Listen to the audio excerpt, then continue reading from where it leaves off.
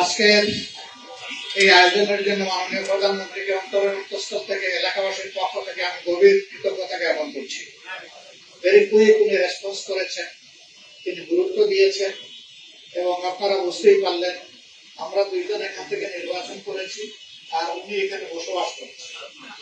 Stage কিন্তু আপনাদের দখলে, আপনাদের মালিকানায়। এটা এই সৌভাগ্য আল্লাহ তাআলাই দান করেছেন। এখন সৌভাগ্যের আলোকে আমাদেরকে কাজ করতে হবে।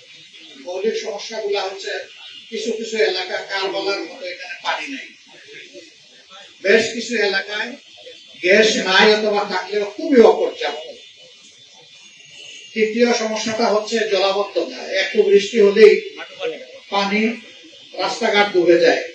এটার জন্য সরকার দায়ী নয়, আমরা সবাই দায়ী।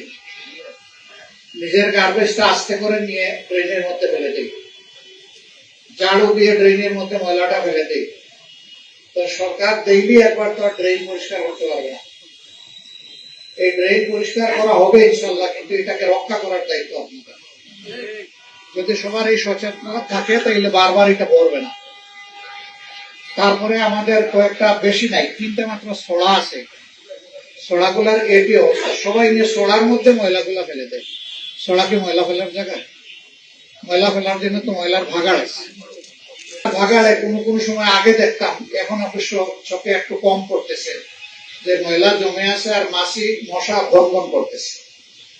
এখন অনেকটা উন্নতি হয়েছে, তবে আরো উন্নতি দরকার। সেই জায়গায় নাগরিক সচেতনতা লাগবে। আপনারাও আপনাদের দায়িত্বটা পালন করবেন, নগরও তার দায়িত্ব সে পালন করবে।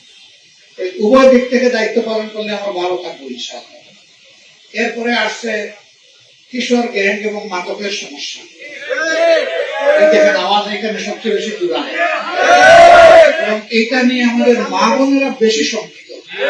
তাদের বাচ্চারা স্কুলে যাওয়া আসার পথে কি ঘটে যায় তাদের বোধ দৌড় করে। এখানে পুলিশের লোকেরা আছেন, আমি তাদেরকে অনুরোধ করব যে তারা যেন বিষয়টা সিরিয়াসলি নেয়। তারপরে আছে আপনাদের সমস্যাগুলোর মধ্যে স্কুলের কোথাও কোথাও কিছু অনিয়ম, কিছু দুর্নীতি পর্যায়ের বিষয়। সেইটাও মন্ত্রী মহোদয় শুনে গেলেন।